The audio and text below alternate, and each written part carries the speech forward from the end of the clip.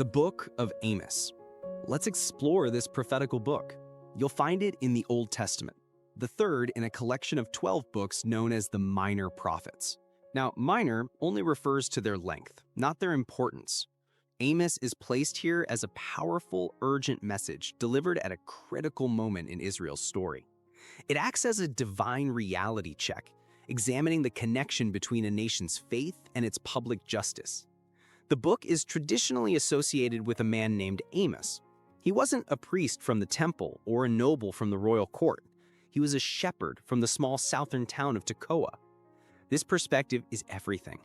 As an outsider looking in on the wealthy, sophisticated northern kingdom of Israel, his voice is raw, direct, and unsparing.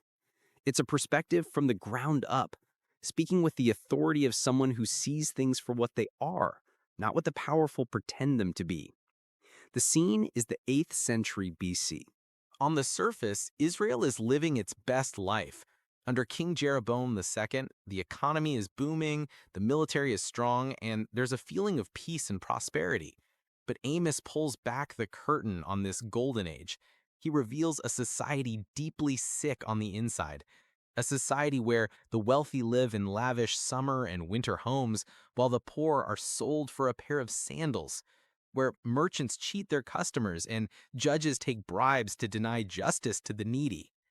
It's this glittering prosperity built on a foundation of oppression that sparks the fiery message of Amos. The book itself is a masterpiece of literary design. It unfolds like a trap. Amos begins with a series of fiery judgments against Israel's violent neighbors, Damascus, Gaza, Tyre. You can almost imagine his Israelite audience nodding in agreement, thinking, yes, they deserve it. He circles closer and closer until, in a stunning pivot, he aims the spotlight directly at Israel itself for the very same kinds of injustice. He then delivers a series of searing speeches and 5 unforgettable, almost cinematic visions. A swarm of locusts, a consuming fire, and a builder's plumb line, checking to see if the nation is still standing straight.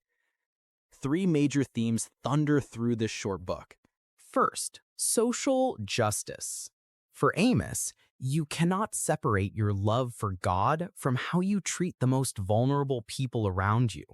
He famously cries out for justice to roll on like a river, for righteousness to flow like a never-failing stream. Second is divine judgment. Amos makes it clear that God holds all nations accountable for their actions, and being his chosen people isn't a free pass, it's a greater responsibility. And third, what constitutes true worship? Amos argues that all the religious festivals and sacrifices are meaningless, just noise, if they aren't paired with a life of fairness and compassion. In the grand narrative of the Bible, Amos is a crucial, challenging voice. It powerfully argues that a relationship with God is deeply intertwined with our public life and our economic practices. It serves as a permanent warning against the kind of religion that becomes comfortable with injustice. But even after all the fierce warnings, the book closes with a surprising flicker of hope, a promise that God will one day restore his people and repair the broken world. Amos doesn't just tell an ancient story, it leaves us with a timeless and profound challenge to build a world where justice truly does flow like a mighty river. Thank you for watching.